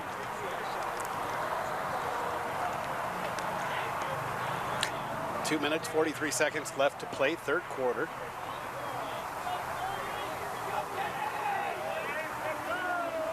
Want to thank the RMLC for inviting Lacrosse Talk Radio out to call these games for you. We have loved following the RMLC and all of the MCLA for a number of years. I guess that's why we are the official radio voice of the MCLA now. Covered the battle at the beach this season because we've got a crew out in the Mid-Atlantic region. So that was a tournament that's going to have repercussions for the National Selection Committee. That's where Liberty beat Michigan State out there, the Battle of the Beach, and that was that may well get Liberty an at-large bid to the tournament. Yeah, right now I'm thinking, unfortunately, if you're Georgia Tech, you're probably the team from the SELC on the outside looking in. That's right. Yeah, they're for sure probably getting 3 bids. Maybe a little bit of a question about who it is, but it's gonna be tough even for Georgia Tech to pass Florida State in terms of their resume. And Florida State got that head-to-head early in the season. That's gonna be tough if comes down to those 2 teams. That might be the decision maker. Yeah.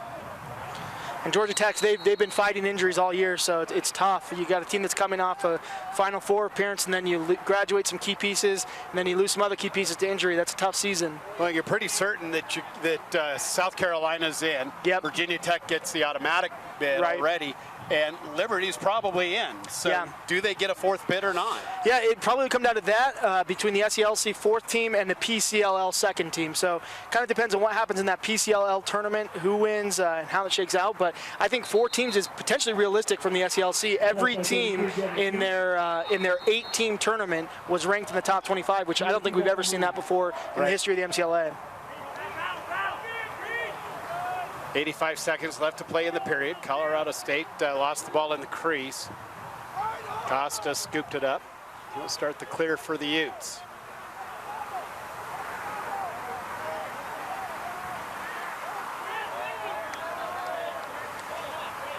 Ball works into the offensive end of the field for Utah. You know, one of the things that if you're Colorado State, I kind of hope they get back to is that kind of mentality, the pirate mentality. When they used to come out here and play BYU, they would come with a pirate flag and they'd put it behind their bench, and that was kind of their attitude. Like those are some tough guys, and they played mean, they played with a chip on their shoulder, and you haven't seen it for a few years. And McDonald here, he's a discipline of Alex Smith. He's played for Flip a little bit, and so he's got that in his blood. I hope he kind of brings that back to the Colorado State team to get that chip on their shoulder. That's what made him great. That was made him fun to play against because they were mean sons of guns. Yeah, they would come out and you would always get their best game. Yep. And I miss seeing that from CSU. I miss not having a great CSU. The league's better when CSU is good or great. They're still good, but when they're great. It's going to be an interesting league next year, losing Utah. It'll be down to 5 teams. They won't have an AQ, but you're likely to still see 2 or 3 teams that are going to get into the tournament each year. Yeah, there's been some talk of potentially a Boise State looking to maybe join the RMLC. That rumor's been going on for a few years. We'll see if any movement actually happens from that, and a few others that are talking about it. Costa, the length of the field. That ball's going to bounce harmlessly in front of the goaltender Culhane, and at the end of 3, it's 12-1 in favor of the Utes. This is the RMLC Championship Tournament presented by Prodigy. Available on Lacrosse All-Stars and Lacrosse Talk Radio. We'll be back after this. Chapman. You only need to answer one question. Will you accept the challenge to become? No matter where you are in life, no matter your interests, From award-winning business and STEM to performing arts programs, there's a place for you. A place for you. a place for you at UVU A place to engage, to rise, to succeed. to become.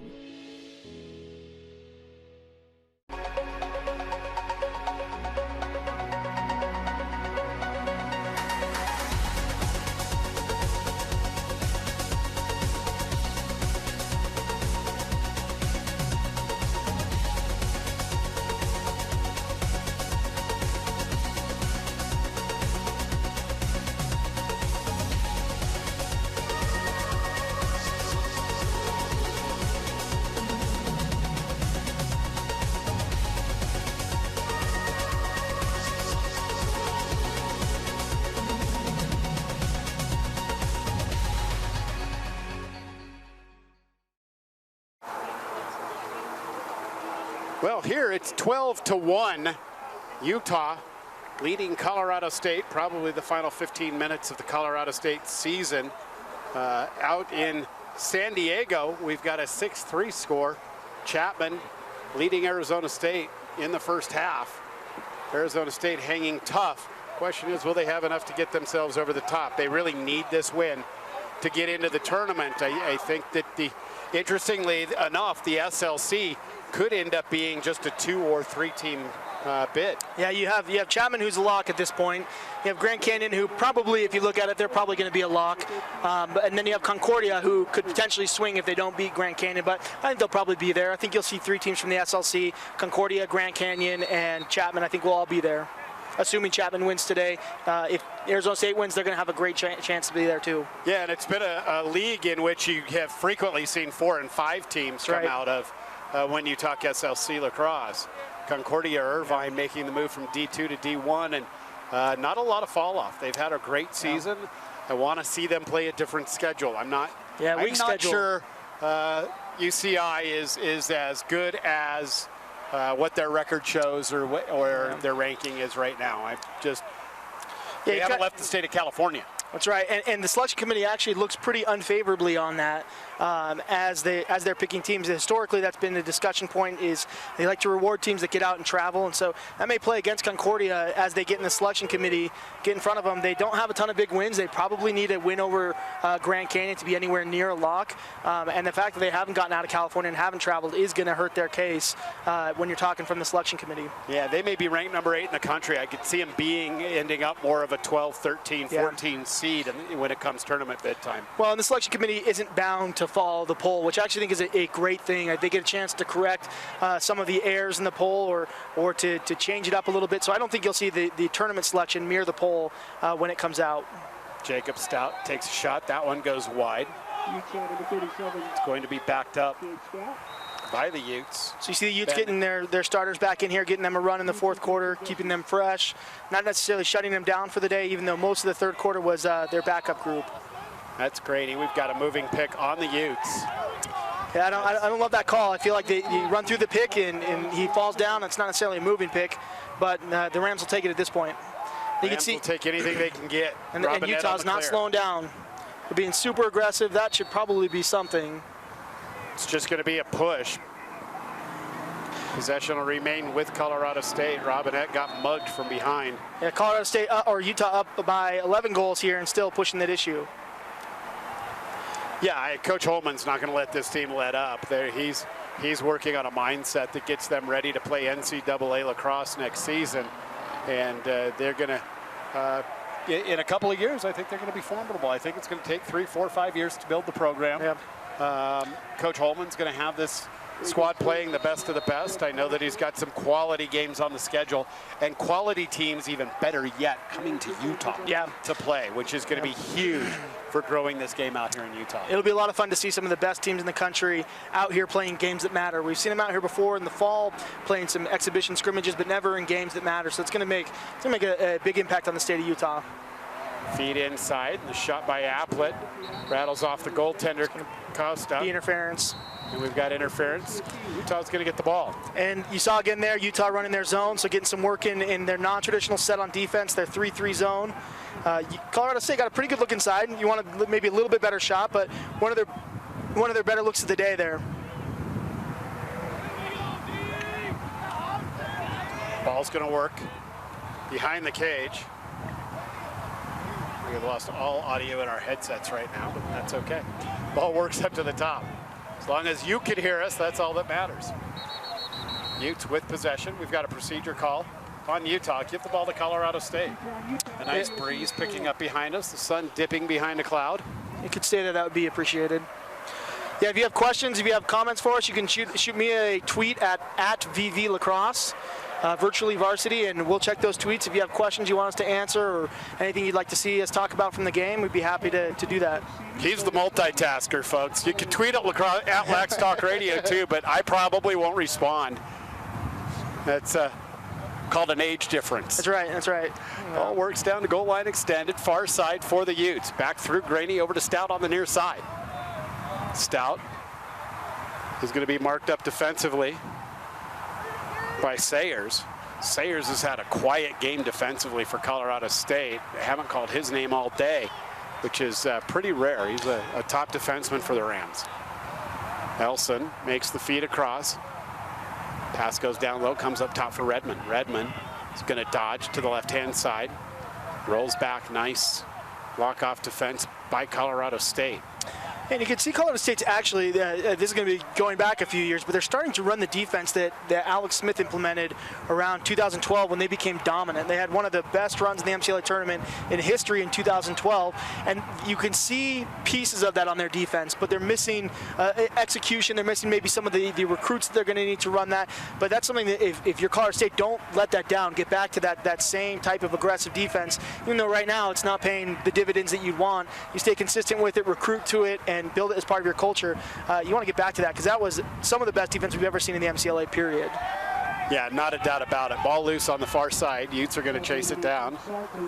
Elson will restart.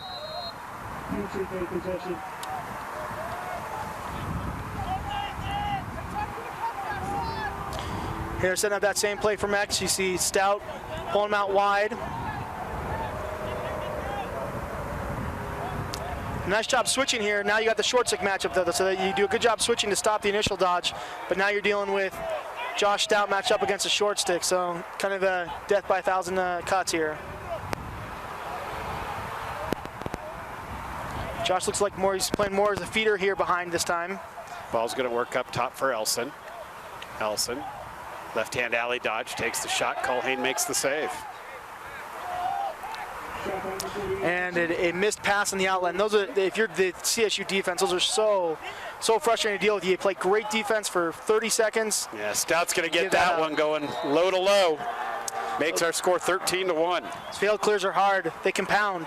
It's not just the fact that you fail to clear, but then you're playing defense and it affects the morale. That's tough to fail that many clears. And Utah's good in transition. They all have good stick work, and Stout, good fake high, finishes low. He's not going to miss many of those.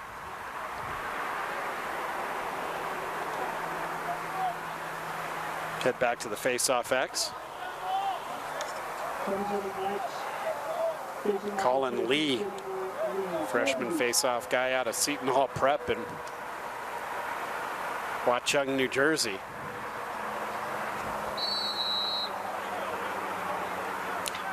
That's a good face-off. Colorado State wins this face-off. That's a nice job. Max Ix out of Durango High School getting that one. Yeah, puts it right to his guy.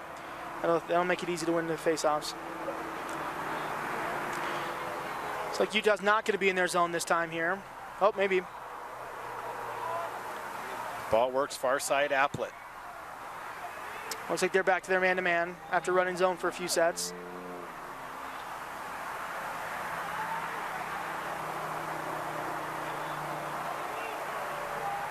That shot goes wide. Chasing stick a little bit, opens it up.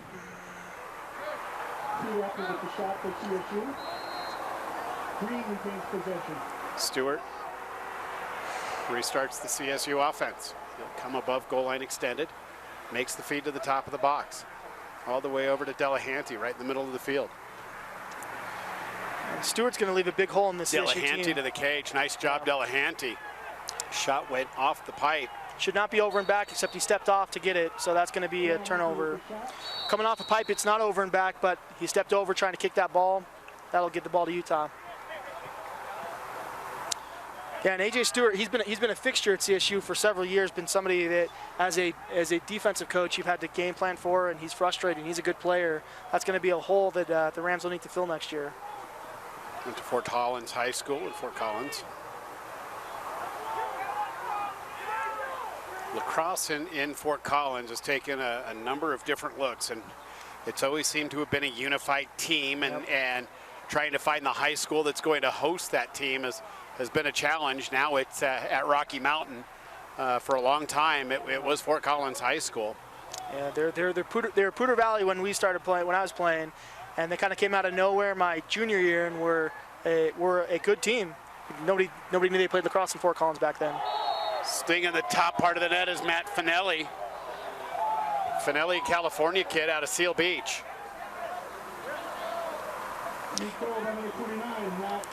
There's a lot of teams in the MCLA that would love to have a kid like Finelli on their first line. Utah's had the luxury to have him as one of their backups, as a depth player. And a good skip pass. Finelli. Nice lefty rip. Yeah, the rollback created all that room. 7.5 to play, 7.5 left in the Colorado State season. 14-1 is our score here. I don't know how a game like this does for Utah heading into a game like they're going to see tomorrow, because it's going to be a whole different animal whether you play Colorado or BYU. Especially given that you've already beat both of them this season. Yeah, we've had a few of these in the RMLC tournament, and ironically enough, back in the day when I've been coaching, it was usually against Utah. Whoever was the 1 seed would get a 1-4 game versus a Utah team that was typically a much easier game than whoever had the 2 and 3.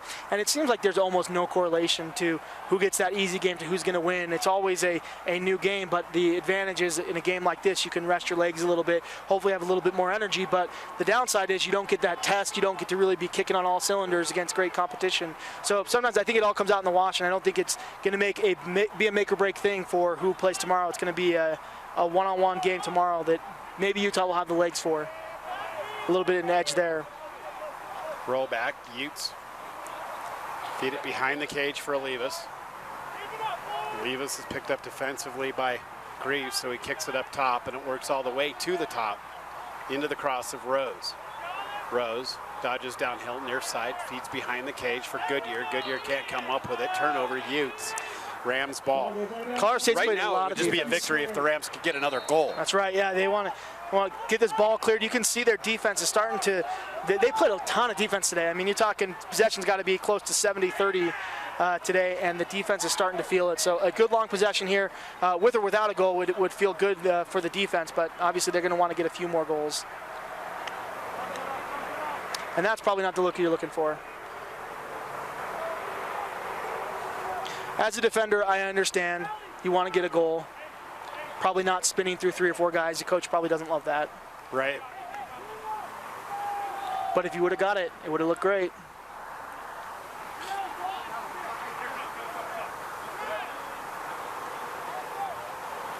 Utah's got them hung up again. They've done this a couple times today. They'll be patient, get through their sub, set up a little play here.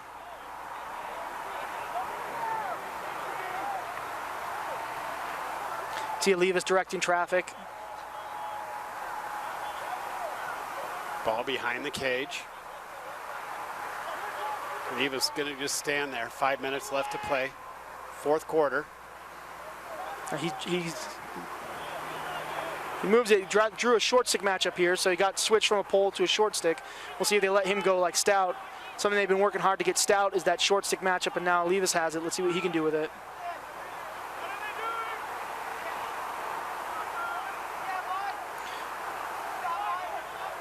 Roll back, ball comes top side, shot, save made by Culhane. A great save by Culhane. Seems like Utah attacks kind of two ways there from X. They either get that shot coming up, and if they don't, they redirect it through X to the backside or up through the top. And almost every time they've done that on the backside, there hasn't been a slide. So they've been able to get a dodge that's just a one-on-one dodge with no slide, no help. And it's been some really good, fantastic looks for Utah from doing that. 13-goal differential right now. Colorado State on the losing end. A tough way to end the season for the Rams. The Utes will move on and play the winner of our next game, BYU versus Colorado,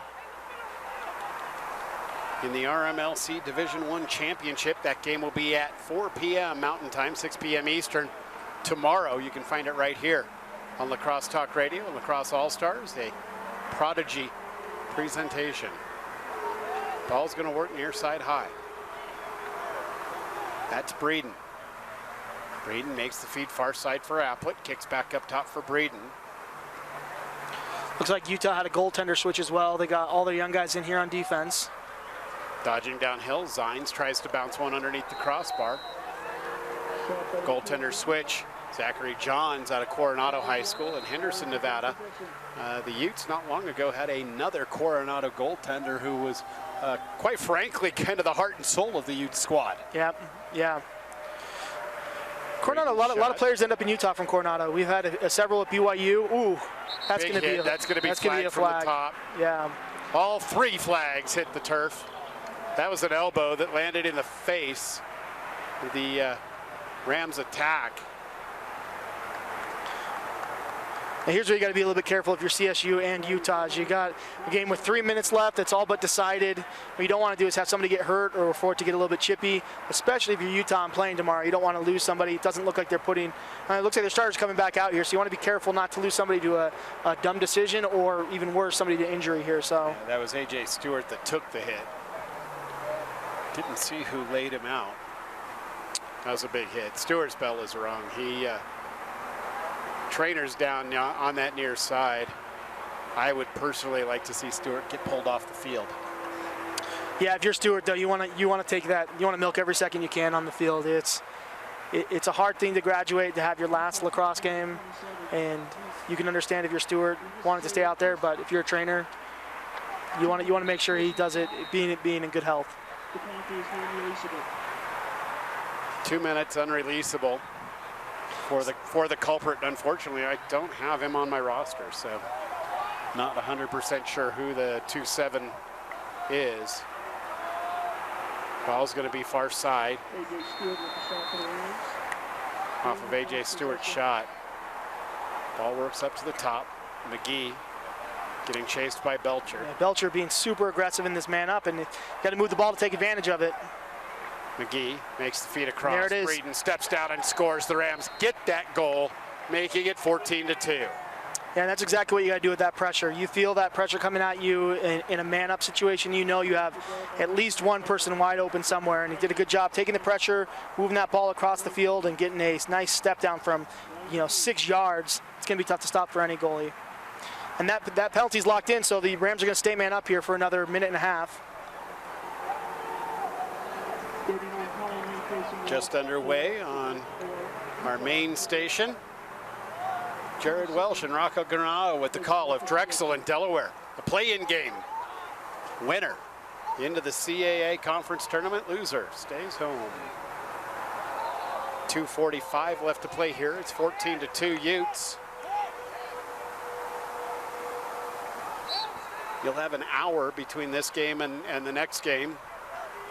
Maybe even a little bit more than that, probably an hour and 15, an hour and 20 minutes. That you can spend some time and tune in, Jared, in that game out in Newark, Delaware. Or you can watch the NFL draft. I like what the Broncos did yesterday. That makes a lot of people happy campers. I love it. Get back to the formula they won in 2015. Two elite pass rushers. Ball works to the top. Far side now. McGee's shot goes wide. So Rams looking to end this game on a little bit of a high note. They have the man up here for a little while longer. Already got one on this extra man opportunity.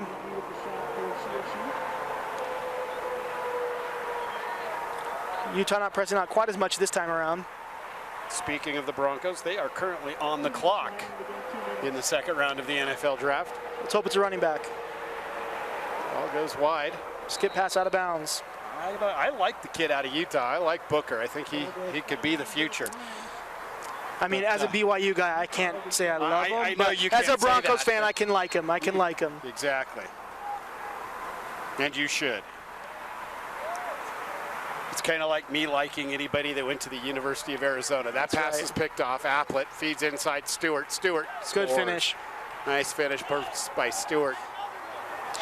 And again, when you talk about things you want to build on as a coach for Colorado State going into the offseason, coming off a tough loss, these are the things you point to. A team that didn't give up. You got A.J. Stewart, the leader of this team, fighting to the last second in a game that has been decided since almost the first quarter. Those are the kind of culture things that you want to build on. These guys are not going to give up. They're not going to stop fighting. They haven't laid down, and those are good signs if you're Coach McDonald.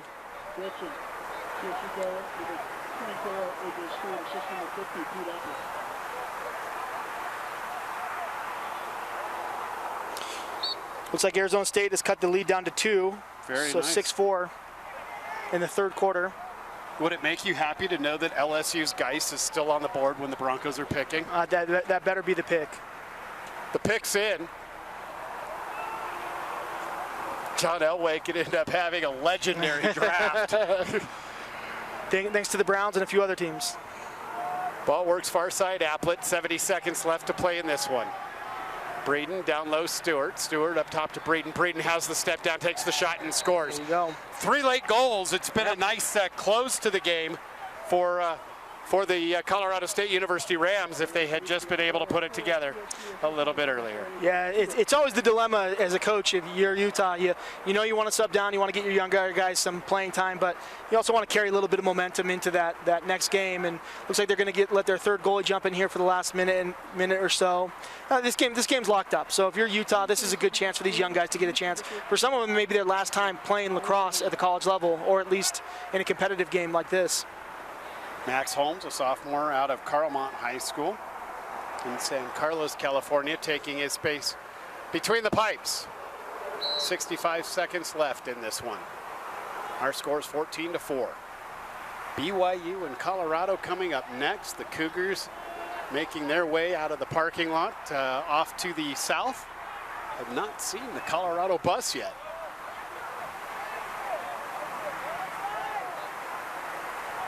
Utes ball, 43 seconds left to play.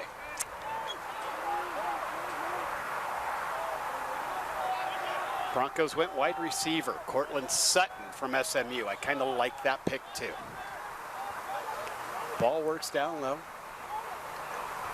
Coming up top is Goodyear. Goodyear tries to get his hands free, can't. Ball's still loose. It's gonna pop free. Get fed across the top for Ganellan. Ganellan drops it to Olivas. 15 seconds left. Does not appear that they are intentionally letting the foot off the gas. Yeah. But maybe now they are. 2-1, game over. The Utah Utes advance. They'll play in the championship game tomorrow against the winner of our next one, BYU and Colorado. And Jordan, the Utes, a solid performance today. It doesn't get easy tomorrow. Yeah. What do they need to do when they match up tomorrow against one of the other two teams? It'll be interesting. They had a ton of success against both teams. Probably had a little bit of an easier time with BYU. CU went down early, but then after that, it was neck and neck the rest of the game. CU seemed to have figured out a few things against Utah. So if I'm Utah coaches, you're just judging by the games that you've seen so far, you probably want to see BYU here tomorrow. But for them, it's not going to change. The formula is going to be the exact same. It's straight up and down the middle. You got to do great in faceoffs, you got to have good goalie play, and you got to score goals, and those are all things that are well within their capability.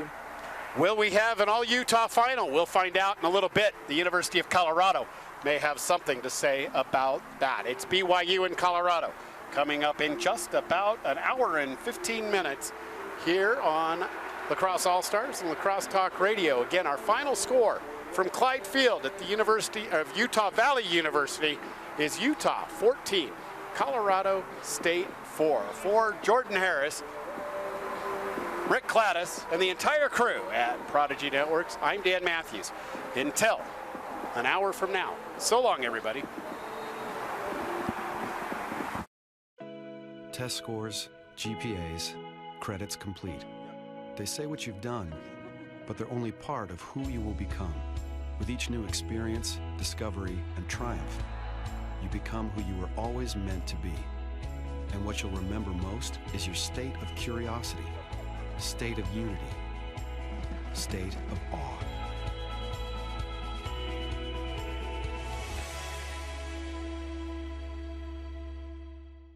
You want a college experience? Something that moves you here, moves you here. Step 1, Imagine. Step 2, do. This is the best classroom anyone could ask for. We just have fun out there and it's a blast. The U is the place to become passionate about the outdoors and the environment. Imagine you. Here. Here. Here. It's a place we call Imagine you. Imagine you. Imagine. Then do. the University of Utah.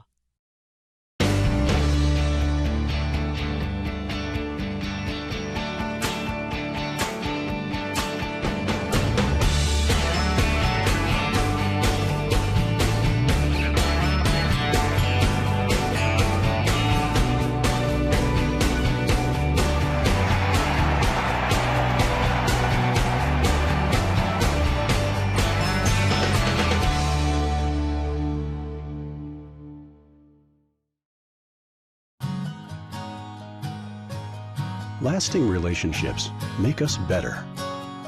We were both founded in 1876, and Colorado has grown with our university, and the University of Colorado has improved our state.